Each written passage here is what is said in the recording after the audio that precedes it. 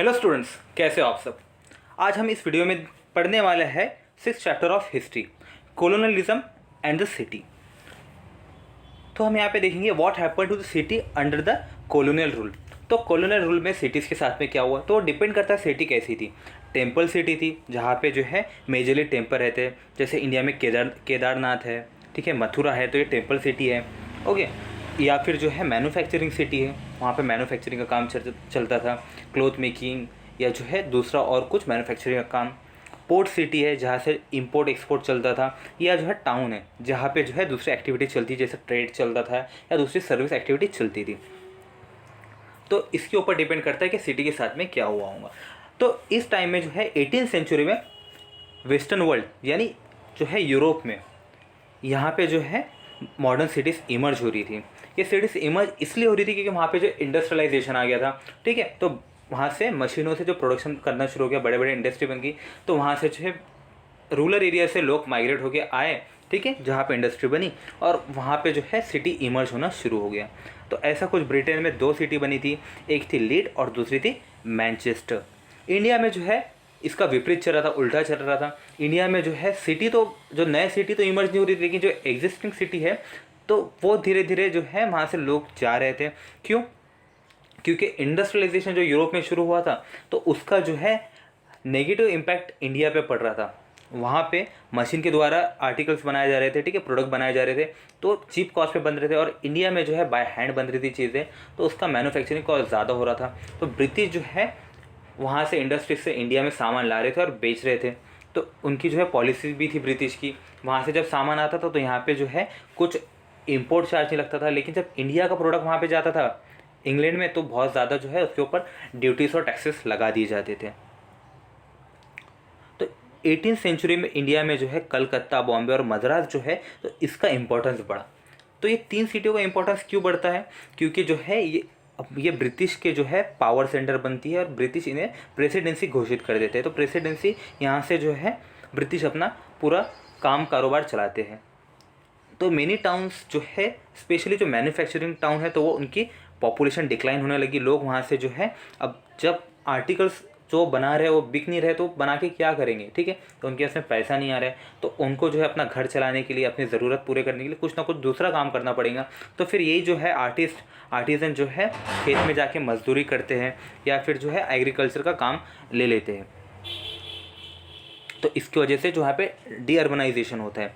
तो earlier centre of regional power, तो जैसे मान लीजिए मैसूर है, तो मैसूर का जो श्रीरंगपट्टनम या फिर हमारा महाराष्ट्र का जो है पुणे, तो ये जो पावर सेंटर था मराठा के टाइम पे पुणे जो है पावर सेंटर था। लेकिन जब ब्रिटिश जो है इसको टुक ओवर करते हैं महाराष्ट्र को, महाराष्ट्र में अपनी पावर जो है बनाते, अपनी पकड़ बनाते, तो उस टाइम पे पुणे को इम्पोर्टेंस नहीं रहता है। जो ब्रिटिश की जो प्रेसिडेंसी है बॉम्बे, तो उसको इम्पोर्टेंस रहता है। तो यहाँ से जो है यहाँ से भी फिर लोग जो है जाना कम हो जाते हैं, क्योंकि जो पेट्रोनेज मिलता था, जो नवाब्स रहते थे या फिर जो पेशवा रहते थे, तो अभी उनको ये नहीं मिलेगा। In early 20th century only 11% Indians live in a city. तो अर्ली 20th सेंचुरी में जो है सिर्फ 11% जो है इंडिया में लोग सिटीज़ में रहते थे, बाकी सब रूरल एरिया में रहते हैं। इसलिए जो गांधी जी ने कहा था कि जो रियल इंडिया है वो गांव में बसता है, रूरल एरिया में बसता है।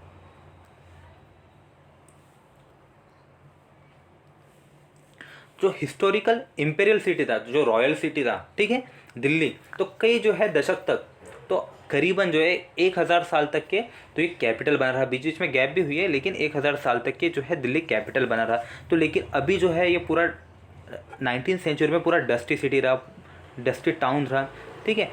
इसकी जो है दिशा और इसका रूप जो है तभी बदला जब ब्रिटिश ने इसे अपना कैपिटल बनाया 1911 के बाद में, यानी 1912 में अपना कैपिटल बनाया, तभी जो इसकी दिशा जो है दशा बदली। नहीं तो जो है दिल्ली एकदम डस्टी सिटी होकर रह गया था, क्योंकि उसका इंपॉर्टेंस कुछ भी नहीं रहा था ब्रिटिश के टाइम पे, ठीक है, जब तक कि ब्रिटिश ने दिल्ली को अपना कैपिटल नहीं बनाया था। तो दिल्ली का जैसे हमने बताया कि 1000 साल तक के जो है तो या उससे भी ज़्यादा जो है दिल्ली कैपिटल बना रहा। तो कितने दिल्ली थे बिफोर नई दिल्ली बनने के पहले? तो करीबन जो है 14 कैपिटल सिटी बने अलग अलग साम्राज्य के, ठीक है। ये बने 14 कैपिटल सिर्फ 60 स्क्वायर माइल्स में, जो दिल्ली में, तो सबसे ज़्यादा जो शानदार कैपिटल बनाया था तो वो बनाया था शाहजहाँ ने दिल्ली में, और वो एरिया का नाम दिया था शाहजहानाबाद। तो यहाँ पे फोर्ट था, ठीक है, किला था, पैलेस कॉम्प्लेक्स थे, राजा का पैलेस था और उनके जो नवाब वगैरह के पैलेस थे, और सिटी उसके पास में सटी हुई सिटी जो है बनाई थी। तो रेड फोर्ट भी जो है, ये फोर्ट, ये पैलेस कॉम्प्लेक्स और ये फोर्ट में जो है यहाँ पे शाहजहानाबाद पे था, उसके वेस्ट साइड में, ठीक है। शाहजहानाबाद के जो है वेस्ट साइड में एक वॉल सिटी थी, ठीक है। तो वो वॉल सिटी में 14 गेट्स थे। जैसे हम चंद्रपुर को भी देखा जाए तो चंद्रपुर भी एक वॉल सिटी है। तो अंदर का जो चंद्रपुर है मेन, तो उसके चारों तरफ से उसे घेर के रखा है और वहाँ पे 4 गेट है। तो Jatpura gate, Binba gate, Pathanpura gate and Anchaleshwar gate. तो ऐसे ही उस टाइम में भी यहाँ पे शाहजहानाबाद के वेस्ट में जो है, रेड फोर्ट के वेस्ट में वॉल सिटी थी जहाँ पे 14 गेट थे। मेन स्ट्रीट जो है चांदनी चौक से जाती थी फैज़ बाज़ार से। तो ये जो चांदनी चौक, फैज़ बाज़ार का तो नाम अभी आपने सुना नहीं होगा, लेकिन चांदनी चौक का नाम सुना होगा। तो ये जो है शाहजहानाबाद के एरिया थे और इनके रास्ते इतने बड़े थे कि रॉयल पोसेशन जा सकता था यहाँ से। और शाहजहानाबाद के रास्तों के बीच में से जो है, रास्तों के बीच में से नहीं, बीच में से जो है कैनल पास होता था। तो कैनल की ज़रूरत क्यों पड़ गई? जैसे आज हमारे घर पे पानी का कनेक्शन जो है, तो बाय हम ट्यूबवेल, बोरवेल लेते, तो उस टाइम पे जो है बोरवेल हुआ करते थे, कुआं हुआ करता था। लेकिन जो और दूसरा पानी की, जैसे हमारे इधर जो म्यूनसिपालिटी नल भेजती है तो उससे पानी आता है, तो उस टाइम पे नल वगैरह नहीं हुआ करते, इसलिए कैनल से पानी आता था। तो जो है सिटी की पानी की ज़रूरत एक कैनल पूरा करता था। तो मोहल्ले जो हुआ करते तो बहुत ज़्यादा डेंसली पैक हुआ करते थे, ठीक है। घर छोटे छोटे और आपस में चिपके हुए घर होते थे। बहुत सारे बाज़ार वहाँ पे प्रेजेंट थे। जामा मस्जिद जो थी तो वो हाईएस्ट प्लेस था शाहजहानाबाद में, सबसे ऊंचाई पे था और सबसे बड़ी और ग्रैंड मॉस्क्यू थी।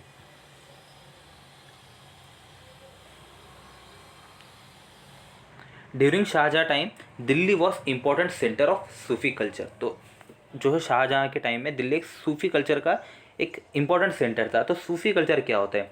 जैसे पीर बाबा होते हैं, फिर उनके जो है फॉलोअर्स रहते हैं, तो ये सूफी कल्चर इसे ऐसा कहा जाता है। तो दिल्ली में उस टाइम पे ईदगाह रहते थे। तो ईदगाह का कंसेप्ट क्या है? ईदगाह जो है एक ओपन मैदान रहता है और सामने में जो है वॉल्ड, एक सामने में वॉल रहती है, ठीक है। तो जिस डायरेक्शन में लोग नमाज़ पढ़ते हैं, और ईदगाह में सिर्फ साल में 2 ही बार नमाज़ होती है, एक रमज़ान ईद में, एक बकरी ईद में, और बाकी जो दूसरे टाइम में ईदगाह में नमाज़ नहीं होती है, मस्जिद में नमाज़ होती है।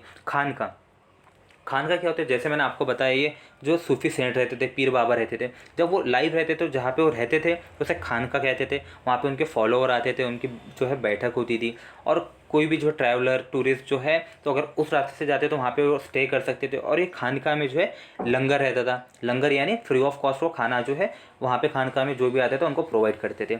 तो जब ये पीर बाबा की डेथ हो जाती थी तो वहाँ पे जो है वही खानका के पास में या कोई दूसरी जगह में उनको वहाँ पे है दफना दिया जाता था, और फिर वहाँ पे जो है दरगाह उनकी बन जाती थी, ठीक है। तो खानका और दरगाह में जब जिंदा रहते तो खानका रहती है, फिर बाद में उनको डेथ होने के बाद में वहाँ पे उनकी मज़ार वगैरह बना लेते तो दरगाह बन जाती है। मज़ार यानी कब्र। दिल्ली में जो है बड़े बड़े चौक होते थे और जो है हवादार लेन्स रहती थी रास्तों की, और स्ट्रीट जो है वहाँ पे डेड एंड भी रहते थे। कोइट कल्दी सेक्स। तो पोएट जो है मीर ताकि मीर ने जो है दिल्ली के बारे में क्या कहा था? दिल्ली जो के रास्ते जो है सिर्फ रास्ते नहीं है, वो जो है एक पेंटर की एल्बम की तरह है। पेंटर की एल्बम में जैसे अलग अलग हमें दृश्य देखने के लिए मिलते हैं, तो इसी तरीके से जो है मीर ताकि मीर ने दिल्ली के सड़कों को बताने की कोशिश की है। But Delhi was not ideal city. Delhi एक आइडियल सिटी नहीं था। उसका जो डिलाइट है सिर्फ चंद ही लोग जो है इन्जॉय कर पाते थे, और वहाँ पे जो है शार्प डिवीज़न था। जो पैसे वाले थे, रिच थे तो बहुत ज़्यादा रिच थे, और पुअर थे जो बहुत पुअर थे, उनको 2 वक्त का खाना नसीब ना हो पाए, ऐसे गरीबी थी। बड़े बड़े हवेली भी थे दिल्ली में, और जो है मिट्टी के घर भी थे, कच्चे जो मकान मिट्टी स्ट्रॉ से जो बनते हैं। और पोएट्री और डांस, शायरी, जो इसके महफिलों का जो है लुत्फ़ और जो इसको एंजॉय सिर्फ मेंस ही कर पाते थे। सेलिब्रेशन और पोसेशन जब होता था तो अक्सर यहाँ पे जो है लोगों के बीच में सीरियस कॉन्फ्लिक्ट भी हो जाते थे दिल्ली में, ठीक है। तो अब हम देखेंगे making of new Delhi. New Delhi जो है कैसे बना, कैसे उसकी शुरुआत हुई। तो ब्रिटिश ने जो है दिल्ली का कंट्रोल 1803 में ले लिया, जब उन्होंने मराठा को डिफीट किया। तो आप यहाँ पे सोचोगे सर दिल्ली और मराठा का क्या कनेक्शन, ठीक है। तो 1761 में एक बैटल होता है, बैटल ऑफ पानीपत, जहाँ पे मराठा हार जाते हैं, ठीक है, अफ़गान से हार जाते हैं। उसके बाद में जो है ब्रिटिश पावरफुल होते हैं, लेकिन उसके बाद में मराठा भी जो पावरफुल होते हैं। और जब बैटल ऑफ बुक्सर होता है या बैटल ऑफ बक्सर होता है तो उसके बाद में वहाँ के जो है मुग़ल एम्परर शाह आलम, तो उनको ब्रिटिश जो है अवध में रहने के लिए बोलते, तो वहाँ से छुड़ाने का काम जो है मराठा ही करते हैं। मराठा वहाँ से शाह आलम को छुड़ाते हैं और दिल्ली में लाके बिठाते हैं। ठीक है, तो उस टाइम पे जो है मुग़ल एम्परर का राज सिर्फ दिल्ली के कुछ आसपास में एरिया में था, यानी दिल्ली से कुछ किलोमीटर रीजन में ही था, और बाकी जो है कंट्रोल मराठा करते थे। तो इसीलिए जब 1803 में ब्रिटिश ने मराठा को हरा दिया तो उनके पास में इनडायरेक्टली दिल्ली का कंट्रोल आ गया।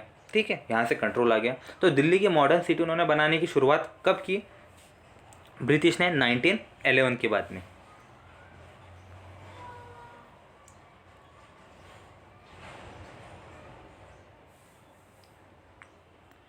Before 1857, development in Delhi was different from the other colonial city.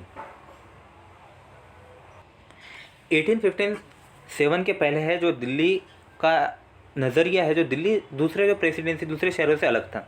जैसे हम मद्रास, बॉम्बे और कलकत्ता की बात कर ले तो वहाँ पे जो इंडियंस रहते थे तो ब्लैक सिटी में रहते थे। ठीक है, तो अलग एरिया में रहते थे, और जो वाइट रहते थे ब्रिटिशर्स रहते थे वो अलग एरिया में रहते थे। तो बहुत अच्छे तरीके से well plan area white area रहता था, वहाँ पे जो है ब्रिटिशर्स रहते थे, बॉम्बे में, कलकत्ता में और मद्रास में। लेकिन दिल्ली में जो है जो इंग्लिश लोग ब्रिटिशर्स है तो वो रिच इंडियन के साथ में रहते थे, और उनके साथ में जो अपना उनका कल्चर भी शेयर करते थे। ठीक है, तो दिल्ली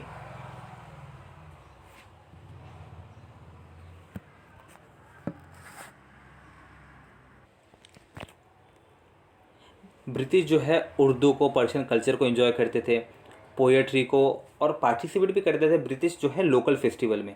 अगर हिंदू फेस्टिवल आते तो वहाँ पे भी पार्टिसिपेट करते थे, मुस्लिम फेस्टिवल आते थे वहाँ पे भी पार्टिसिपेट करते थे, यानी थोड़ा हारमोनी से रहते थे ब्रिटिश, और उतना ज़्यादा जो है डिफ्रेंशिएट नहीं करते थे इंडियन के साथ में। और 1792 में दिल्ली में एक दिल्ली कॉलेज भी इस्टेब्लिश हुआ। फिर ये कॉलेज के माध्यम से इंटेलेक्चुअल एक्सचेंज लोगों में जो है शुरू होने लगा। इंडिया के लोग जो है साइंस वगैरह पढ़ने लगे, और इंडियन जो है ह्यूमैनिटीज़ में अच्छे थे। ठीक है, फिलोसॉफी वगैरह में अच्छे थे। तो इंडिया से लोगों को जो है ब्रिटिशर्स से जोग्राफ़ी वगैरह पढ़ने मिला, और जो है ब्रिटिशर्स को इंडियन से फिलोसॉफी वगैरह तो जो है आपस में इंटेलेक्चुअल एक्सचेंज होना शुरू हो गया दिल्ली कॉलेज शुरू होने की वजह से। पीरियड बिटवीन 1830 टू 1857, तो इसको दिल्ली का रिनाइसेंस यानी दिल्ली का रीबर्थ, पुनर्जन्म भी ऐसा कहा जाता है 1830 टू 1857 को। लेकिन जो है 1857 के बाद में रिवॉल्ट हुआ, उसके बाद में जो है पूरा मंजर ही बदल गया, दिल्ली का जो है पूरा सिनेरियो चेंज हो गया। ब्रिटिश ने अब जो है कैंपेन शुरू कर दिया रिवेंज एंड प्लंगर का, बदले का जो है उन्होंने ये कैंपेन शुरू कर दिया। तो फेमस पोएट जो है मिर्ज़ा गालिब इसे इस तरह कुछ बयां करते हैं, when the angry lion enter the towns, तो यहाँ पे लॉयन जो है उन्होंने ब्रिटिश को कहा है। तो when the angry lion enter the town they kill helpless and burn houses, तो जब वो शहर में आते थे ब्रिटिश तो हेल्पलेस लोगों को और उनके घरों को जो है जला देते थे। तो लोग जो है ब्रिटिश से बचने के लिए दिल्ली से जो है फोर्सफुली बाहर चले गए, और उन्होंने कुछ जो है दरगाह वगैरह में उन्होंने शरण ले ली, और जो है अन्य जगह पे मंदिर होंगे या जो दूसरे और जगह होंगे तो वहाँ पे उन्होंने शरण ले ली। 1857 के जैसा दूसरा जो है रिबेल ना हो, इसलिए ब्रिटिश ने जो है बहादुर शाह जफ़र को एग्ज़ाइल में बर्मा भेज दिया, और जो है उनके कोर्ट को डिसमेंटल कर दिया। वहाँ पे जो उनके मिनिस्टर वगैरह तो उन पर सब पे बंदी लगा दी, और जो बहुत सारे मुगल्स के जो जगह थे उनको साफ़ कर दिया। बहुत सारे जो मुगल्स के गार्डन थे उनको बंद कर दिया। यहाँ पे एक तो वहाँ पे जो है बंद कर दिया, या फिर उसको जो है वहाँ पे मिलिट्री को तैनात कर दिया। ब्रिटिश जो है दिल्ली से मुगल्स का जो पूरा पास को साफ़ करना चाहते थे लोगों के नज़रिए से भी, क्योंकि जो है बहुत सारे इवेंट्स हुए थे 1857 में, और उसके बाद में भी जो है दूसरे जो सरदार लोग थे वो आके, और दूसरे जो है जब म्यूटिनी किया था सोल्जर्स ने तब उन्होंने बहादुर शाह जफ़र के पास में आया था। तो लोग जो है ब्रिटिश को अभी भी अपना एम्परर मानते थे, तो इससे जो है वाकिफ़ थे ब्रिटिश, इसलिए जो है मुगल्स को और मुगल्स के पास को पूरी तरह से ख़त्म करना चाहते थे। तो दिल्ली के जो है रेड फोर्ट के आसपास का एरिया, पहले तो वहाँ पे बहुत भरा हुआ एरिया था, ठीक है, उसको उन्होंने साफ़ करना शुरू कर दिया। आप जो है टेक्स्ट बुक में देख सकते हो, गार्डन, पवेलियन, मॉस्क्यू को जो है उसको तोड़ दिया। टेम्पल्स को जो है उनको हाथ नहीं लगाया, ठीक है, टेम्पल्स को जैसे के वैसे रखा। मॉस्क्यू को जो है डिस्ट्रॉय कर दिया या फिर उनको जो है अदर यूज़ के लिए डाल दिया। जैसे जीनस मस्जिद जो थी तो उसको बेकरी में कन्वर्ट कर दिया, और जामा मस्जिद में भी 5 साल तक के कोई जो है प्रेयर वगैरह नहीं हुई। 1870s में जो है वेस्टर्न वॉल ऑफ शाहजहानाबाद तो उसको तोड़ दिया गया क्योंकि रेलवे बनाने के लिए, और सिटी को जो है एक्सपांड करने के लिए वेस्टर्न वॉल ऑफ शाहजहानाबाद को तोड़ दिया गया। ब्रिटिश जो है अब नए जो सिविल लाइन्स में रहने लगे, ठीक है, दिल्ली के जो इंडियन से दूर, और ये जो है सिविल लाइन्स बहुत तेज़ी से बढ़ने वाला एरिया है, बढ़ रहा था। दिल्ली कॉलेज जो था 1792 में स्टैब्लिश किया गया था, जहाँ पे इंटेलेक्चुअल एक्सचेंज वगैरह होता था, तो उसको अब कॉलेज और स्कूल में कन्वर्ट कर दिया गया, और 1877 में उसे भी बंद कर दिया गया। प्लानिंग न्यू कैपिटल, जो ब्रिटिश जो थे तो उनकी पुरानी कैपिटल जो है 1911 के पहले कलकत्ता थी, तो अभी वो नया जो कैपिटल प्लान कर रहे थे, तो नया कैपिटल जो है दिल्ली को प्लान कर रहे थे, क्योंकि उन्हें पता था कि दिल्ली का जो है सिंबॉलिक इम्पोर्टेंस इंडियंस में कितना ज़्यादा है। और रिवॉल्ट में 1857 रिवॉल्ट, उसके बाद में भी देखा उन्होंने कितने जो इंपॉर्टेंट इवेंट दिल्ली में हुए। तो इसीलिए 1877 में जब वॉइसरॉय लिट्टन ने एक दरबार ऑर्गेनाइज़ किया और वहाँ पे जो एक्नॉलेज किया कि क्वीन एलिजाबेथ जो है तो एम्प्रेस है इंडिया की, यानी इंडिया का एम्परर, तो एम्परर का जो है फीमेल वर्जन है एम्प्रेस, तो एम्प्रेस है इंडिया की, और बाकी सब लोग जो है हमारे रानी के अंडर में रूल कर रहे हैं। British realise that the Mughal emperor is still important to the people, therefore it is important to show that the Mughal rule earlier, now British are ruling. तो ये दिखाना चाहते थे कि ब्रिटिश के जो है दिन लद गए, वो पहले रूल किया करते थे, अभी जो है मुगल्स के दिन लद गए, वो पहले रूल किया करते थे, अभी जो है ब्रिटिश का राज जो है इंडिया में है। तो 1911 में जब किंग जॉर्ज V को इंग्लैंड में तख्त पे बिठाया गया, तो यहाँ पे इंडिया में भी, दिल्ली में भी एक दरबार हेल्ड की गई, और वहाँ पे इस ओकेज़न को सेलिब्रेट किया गया, और यहाँ पे जो है डिसीज़न बना कि ब्रिटिश अपना कैपिटल कलकत्ता से दिल्ली में शिफ्ट करने वाले हैं।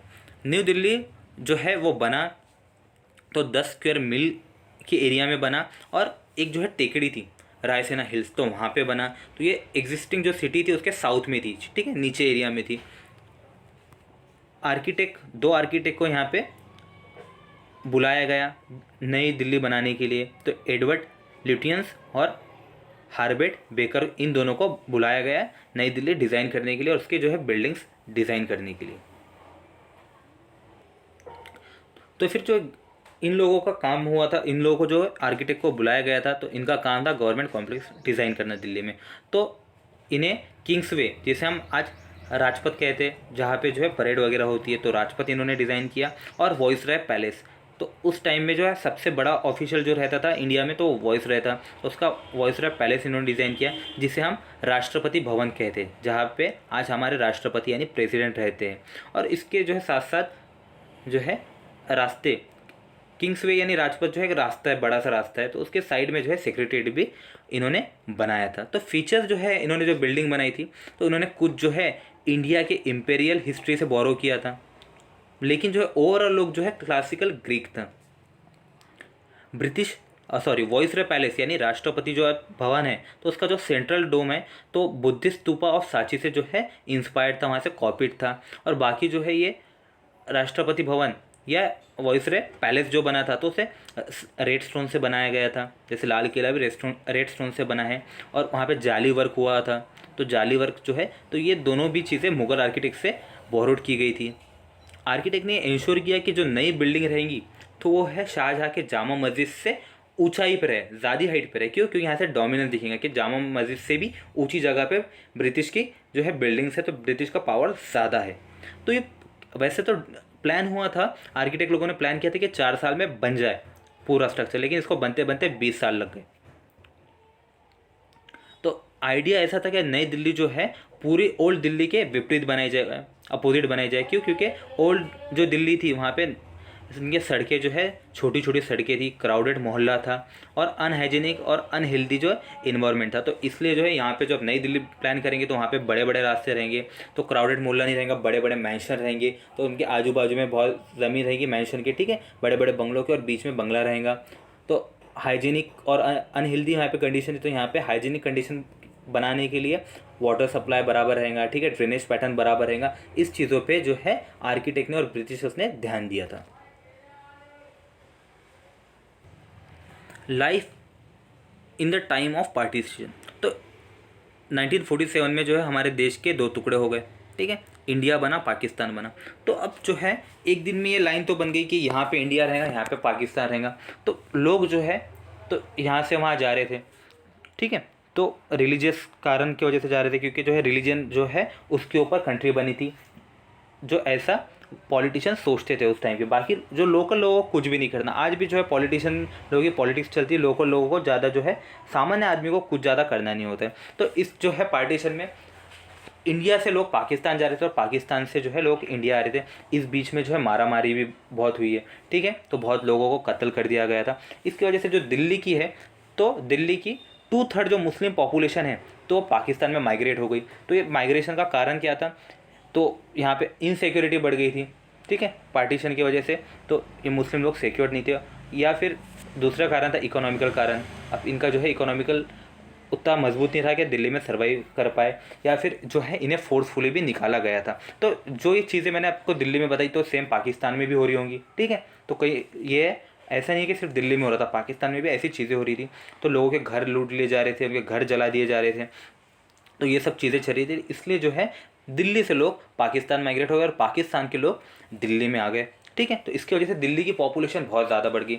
दिल्ली में जो गए थे, यहाँ से लोग गए थे, जो मुस्लिम लोग गए थे, तो वो लोग आर्टिस्ट थे, ठीक है, ये छोटे मोटे जो है ट्रेडर थे, या फिर जो है लेबरर थे। लेकिन वहाँ से जो पाकिस्तान से लोग आए थे तो रूरल लैंडलॉर्ड थे, ज़मींदार थे, टीचर थे, लॉयर थे। तो फिर जो है अब ये जो गैप क्रिएट हो गई कि यहाँ पे अलग जो है लोग गए थे जो अलग काम किया करते, और वहाँ से आने वाले लोग अलग काम करते। तो वहाँ से आने वाले लोगों ने जो है नए काम को एक्सेप्ट किया, वो काम में जो है उन्होंने करना शुरू किया। तो कोई लोग जो हॉकर बन गए, ठीक है, रेडी ढकलने वाले जो है ठेला ढकेलने वाले बन गए, और जो है छोटे दूसरे काम करने लगे, ट्रेडर बन गए, वेंडर बन गए, कारपेंटर बन गए, या लोहार बन गए। तो ऐसे और कुछ लोग जो है अपने काम में बहुत प्रॉस्परस भी हुए। और उस टाइम पे कैसा होता था, जो लोग अपना यहाँ से चले गए, दिल्ली से चले गए, तो उनके घर जो खाली हो जाते थे, तो फिर वहाँ से जो माइग्रेशन आते थे तो यहाँ पे ढूंढते थे, जो घर खाली दिखा तो वहाँ पे अपना कब्जा कर लेते थे। तो सेम पाकिस्तान में भी होता था। और दिल्ली में जो था उस टाइम पे 1847 के पहले उर्दू कल्चर था, तो ये उर्दू और जो है उर्दू कल्चर भी जो है उनके साथ में चले गया। यहाँ का फिर कल्चर भी थोड़ा चेंज हो गया। कल्चर के साथ साथ जो है उनका टेस्ट, उनका फूड ड्रेसिंग, ये भी चेंज हो गया। इनसाइड द ओल्ड सिटी, तो जो पुरानी सिटी में शाहजहानाबाद में क्या होने लगा, तो जो पुरानी सिटी थी वो जो वहाँ से बीच में से कैनल जो जाते थे, तो कैनल फ्रेश वाटर जो लाते थे वो पीने के साथ साथ जो है अदर हाउस होल्ड पर्पज़ के लिए भी पानी आता था, वो भी यूज़ करते थे। और जो बाउली सिस्टम था यानी वेल सिस्टम था, तो वो पूरी तरह से जो है अब डैमेज हो चुका था। तो इस टाइम पे डैमेज हुआ जब जो है दिल्ली की पॉपुलेशन बढ़ रही थी। तो ये जो ब्रोकन कैनल्स है और ये ड्रेनेज पैटर्न है, तो ये रैपिडली इंक्रीजिंग पॉपुलेशन को जो है उसमें टिक नहीं पाया। तो इसीलिए जो है 19th सेंचुरी में शाहजहानी ड्रेन्स थी तो उसको बंद कर दिया गया और नए सिस्टम जो है ओपन सरफेस ड्रेन की शुरुआत हो गई। तो ओपन सरफेस ड्रेन यानी जो हमारे घर के आसपास में है नालियाँ जो ऊपर से ओपन रहती है, ठीक है, तो वैसे जो है नालियाँ बनाने लगी। तो इसको जो है ये भी सिस्टम जो है ओवर बर्डन हो गया। तो जो वेल्दी इनहेबिटेंट थे, जो पैसे वाले लोग थे वो एरिया के, ठीक है, पुरानी दिल्ली के, तो वो लोग कंप्लेन करने लगे कि नालियों से बदबू आती है और कई बार ये नालियाँ जो है ओवरफ्लो होती है। लेकिन जो दिल्ली म्यूनसिपल कमेटी जो बनी थी तो वो अनविलिंग थी, पैसा जो है स्पेंड करे गुड ड्रेनेज सिस्टम बनाने के लिए। तो इसी टाइम पे जब ओल्ड दिल्ली में जो है दिल्ली म्यूनसिपल कमीशन पैसा खर्च करने के लिए तैयार नहीं थी, तो उसी सेम टाइम पे जो है मिलियन ऑफ रुपीज़ जो है खर्च हो रहे थे नई दिल्ली के ड्रेनेज सिस्टम बनाने पे। डिक्लाइन ऑफ हवेलीज, तो मुग़ल जो एरिस्टोक्रेसी थे, तो मुग़ल्स जो नोबल थे, तो 17th सेंचुरी से लेकर 18th सेंचुरी में उनके जो ग्रैंड मैंशन रहते थे जिसे हवेली कहा जाता था। तो मिड 19th सेंचुरी में अगर आप देखोगे तो ऐसे जो है करीबन 100 हवेली तो आपको मिल ही जाएंगी, तो जिनका जो है बड़ा सा जो है लार्ज वॉल्ड कंपाउंड रहता था और बीच में जो मैंशन रहता था, कोर्टयार्ड रहता था और फाउंटेन भी रहता था। तो ये हवेली में बहुत सारे फैमिली रहती थी। जैसे आप बड़े से गेट से एंटर करोगे, ठीक है, ब्यूटीफुल गेट रहता है, उससे एंटर करोगे तो सामने में कोर्टयार्ड रहेगा। तो कोर्टयार्ड में जो है कुछ पब्लिक रूम्स बने रहते थे। तो ये विजिटर, ठीक है, जो उनसे मिलने आते थे, नोबल से मिलने आते थे उनके लिए, या कोई बिजनेस पर्पस के लिए आते थे उनके लिए बने थे, ठीक है। वहाँ पे वो स्टे कर सकते थे। तो ये सिर्फ मेल्स यूज़ करते थे। और अंदर के कोर्टयार्ड में जो है और पवेलियन हुआ करता था, वहाँ पे रूम हुआ करते थे जो घर की औरतें यूज़ किया करती थी। और यहाँ के रूम का जो है, घर के रूम्स का मल्टीपल यूज़ हुआ करता था और बहुत कम फर्नीचर हुआ करता था। Even in the mid 19th century Qamar al Din Khan Haveli had several structures within. तो कमर अल दीन खान जो थे तो उनके भी हवेली में बहुत सारा स्ट्रक्चर था। And include housing for the car driver. तो उनकी जो घोड़ा गाड़ी चलाता था उसके लिए भी उनकी हवेली में रूम था। जो उनका टेंट लगाता था उसके लिए भी रूम था। जो उस टाइम पे तो गाड़ियों में या जो है घोड़ा गाड़ी रहती थी तो उसमें टॉर्च नहीं रहती, तो टॉर्च पकड़ने वाला एक आदमी भी रहता था। जैसे हैप्पी डेंट के ऐड में आपने देखा होगा, ठीक है, पहले की जो पुरानी ऐड आती थी तो उस तरीके से जो है टॉर्च पकड़ने वाला एक आदमी होता था।